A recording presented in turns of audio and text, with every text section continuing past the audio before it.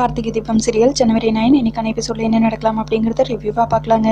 அபிராமி ஐஸ்வர்யா கிட்ட அருண் விருப்பப்படுறாங்கிறதுக்காக நாங்களும் கண்ணை மூடிட்டு ஏதா இருந்தாலும் செய்ய முடியாது. அப்படியும் அருண் ரெசார்ட் பிசினஸை விரும்புறான்னு தெரிஞ்சா அட்லீஸ்ட் ஒரு 6 மாசத்துக்காவது போய் அதோட அனுபவத்தை தேடிட்டு வர சொல்லு. அதுக்கப்புறமும் அதே இன்ட்ரெஸ்ட் அவங்கிட்ட இருந்ததுன்னா ரெஜிஸ்ட்ரேஷன் பண்ணிடலாங்கிறாங்க அபிராமி.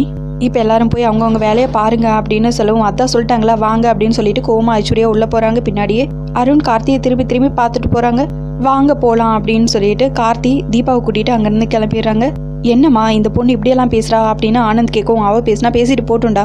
என்ன மீனாட்சி உனக்கு ஏதாவது குறை இருக்கா? இருந்தா இப்பவே சொல்லிடு அப்படின்னு அபிராமி மீனாட்சி கிட்ட சொல்லவும் அதெல்லாம் ஒன்றும் இல்லத்த, நாங்கள் எங்கள் தகுதிக்கு ஏற்ற மாதிரி தான் ஆசைப்படுவோம். பெரிய ரிஸ்கெல்லாம் எடுக்க நானே விட மாட்டேன். நீங்கள் எங்களை பற்றி யோசிச்சு கவலைப்படாதீங்கத்த அப்படின்னு மீனாட்சி சொல்லவும் நீயாவது இந்த குடும்பத்துக்கு ஏற்ற மாதிரி மூத்த மருமகளாக நடந்துக்கிறியே அதுவே எனக்கு சந்தோஷங்கிறாங்க அபிராமி.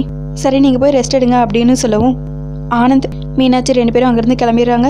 என்ன நாச்சி அது விட்டா ஐஸ்வர்யா இப்போவே பங்கு பிரித்து கொடுங்கன்னு கேட்டு பிரச்சனை பண்ணிடுவா போல இருக்கே அப்படின்னு கேட்கவும் விட்டா தானே அதெல்லாம் நான் பார்த்துக்கிறேன். நீங்கள் எதுவும் உணர்ச்சி வசப்பட்டு வார்த்தையை விட்டுறாதீங்க. நீங்கள் அமைதியாக இருந்தாலே போதும். கொஞ்சம் அசந்திருந்தா ரெசார்ட்டை அவங்க பேர்லேயே வாங்கி கொடுத்துருப்பீங்க போல இருக்கு.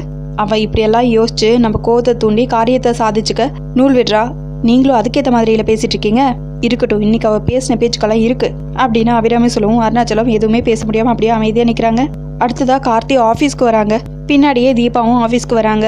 ராஜா தீபாவை பார்த்ததுமே என்ன மேடம் பாஸ் வந்தாதான் நீங்களும் ஆஃபீஸ்க்கு வருவீங்களா அப்படின்னு ராஜா கேட்க கார்த்திக் சார் தான் லீவ் எடுத்துக்க சொன்னாருங்கிறாங்க தீபா. அப்படியா, சரி சரி, பல்லவியோட ரெக்கார்டிங் இருக்கு கார்த்திக் சார் சொன்னாரா அப்படின்னு கேட்கவும் சொன்னாருங்கிறாங்க தீபா. அதானே பார்த்தேன், பாஸோட பிஏ நீங்க, உங்களுக்கு தெரியாம இருக்குமா?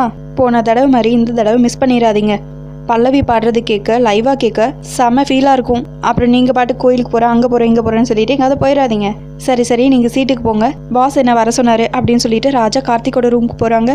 தீபா அவங்க சீட்டுக்கு போனதுமே சிதம்பரம் எப்படியெல்லாம் கார்த்தியை வச்சு மிரட்டினாரு, எப்படியெல்லாம் ரெக்கார்டிங்ல பாட வச்சாரு அப்படிங்கறதெல்லாம் யோசிச்சு பார்த்து ரொம்பவே ஃபீல் பண்ணிட்டு இருக்காங்க. ராஜா கார்த்தியோட ரூமுக்கு போனதுமே ஏன் ஸ்னேகா வரலையா அப்படின்னு கேட்கவும் ஸ்னேகா இன்னைக்கு லீவ் மாப்பிள்ள ஏன் மெயில் பண்ணியிருக்காங்களே அப்படின்னு சொல்லவும் நான் இன்னும் அதெல்லாம் பார்க்கல. சரி தீபாவை வர சொல்லுங்கிறாங்க கார்த்தி. அதுக்கப்புறம் தீபாவுக்கு கார்த்தியே கால் பண்ணி உள்ள வர சொல்றாங்க. தீபாவும் சரின்னு சொல்லிட்டு உள்ள போறாங்க. மாப்பிள்ள சிதம்பரம் திரும்பவும் நம்ம கிட்ட சேலஞ்ச் பண்ணியிருக்காருன்னு தெரிஞ்சதுமே நம்ம டீம் எல்லாருமே பக்காவா ரெடியா இருக்காங்க, சவுண்ட் இன்ஜினியர் உட்பட அப்படின்னு ராஜா சொல்லிட்டு இருக்காங்க. அதுக்குள்ள தீபா வரவும் தீபா ரெக்கார்டிங் இருக்கு, சவுண்ட் இன்ஜினியர் கிட்ட பேசியிருக்கேன் அப்படின்னு கார்த்தி சொல்ல மாப்பிள்ள எல்லாமே பக்காவா ரெடி பண்ணி வச்சுட்டேன்.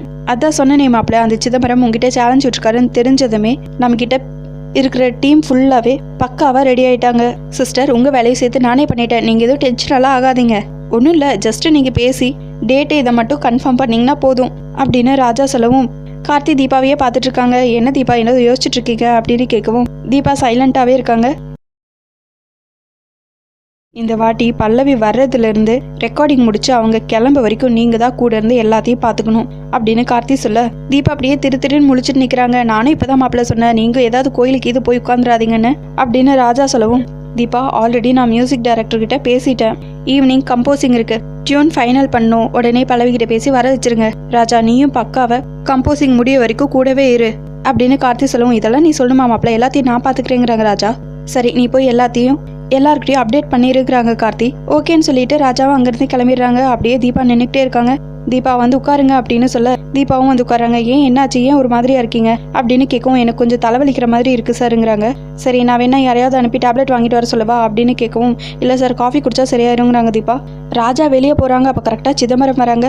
சார் இவ்வளோ நம்பிக்கையா இருக்கீங்களே, ஆனால் அந்த சிதம்பரம் உங்களை பணையம் வச்சு என்னை மிரட்டி ரெக்கார்டிங்கே முடிச்சிட்டாரு சார்.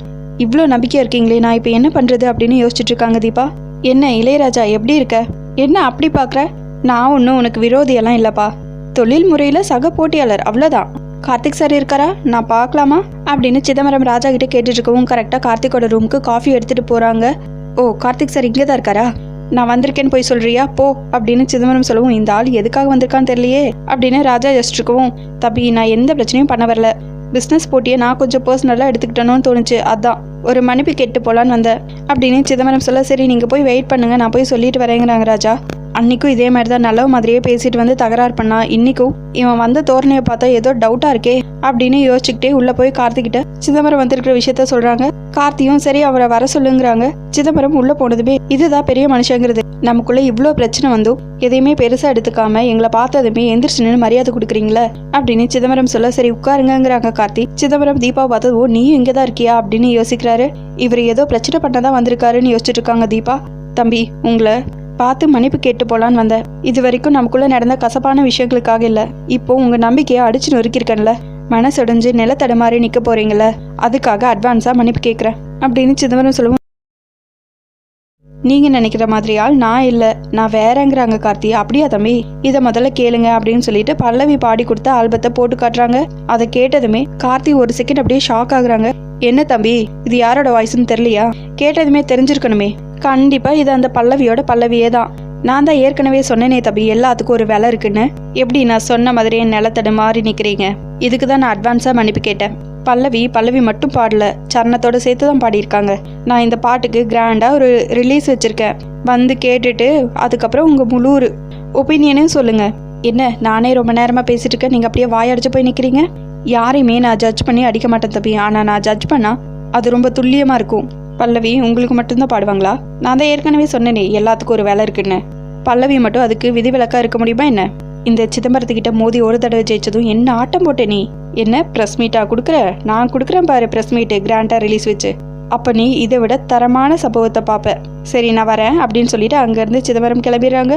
என்ன மாப்பிள்ள, பல்லவி இப்படி பண்ணிட்டாங்களே, நம்ப வச்சு இப்படி ஏமாத்திட்டாங்களே, இந்த ஆள் வேற எல்லாத்துக்கும் ஒரு வேலை இருக்குன்னு சொல்லிட்டு போறாரு. அப்போ எப்போ வேணாலும் வந்து பாடுவேன்னு சொன்னதெல்லாம் இந்த ஆள் சொல்லி தான் அந்த பொண்ணு சொல்லியிருக்கும் போல. அதை நம்பி நீ கான்ட்ராக்ட்ல சைன் வேற போட்ட. இப்போ என்ன மாப்பிள்ள பண்றது? இதை சொல்லி அந்த ஆள் அசிங்கப்படுத்துவான் அப்படின்னு ராஜா சொல்லவும் செம்ம டென்ஷன்ல கார்த்தி அப்படியே உட்காந்து யோசிச்சுட்டு இருக்காங்க. தீபா கார்த்தியவே பார்த்துட்டு இருக்காங்க. என்ன சொல்றது என்ன பண்றதுன்னு தெரியாம தீபாவும் ஒரு பக்கம் முழிச்சுக்கிட்டே கார்த்தியை பார்த்துக்கிட்டே அந்த ரூம்ல இருந்து கிளம்பலான்னு டோர் ஓபன் பண்ண போறாங்க. அதோட எபிசோடையும் முடிச்சிருக்காங்க. உங்களுக்கு இந்த வீடியோ பிடிச்சிருந்தா லைக் அண்ட் சப்ஸ்கிரைப் பண்ணி நம்ம சேனல் சப்போர்ட் பண்ணுங்க. தேங்க்யூ.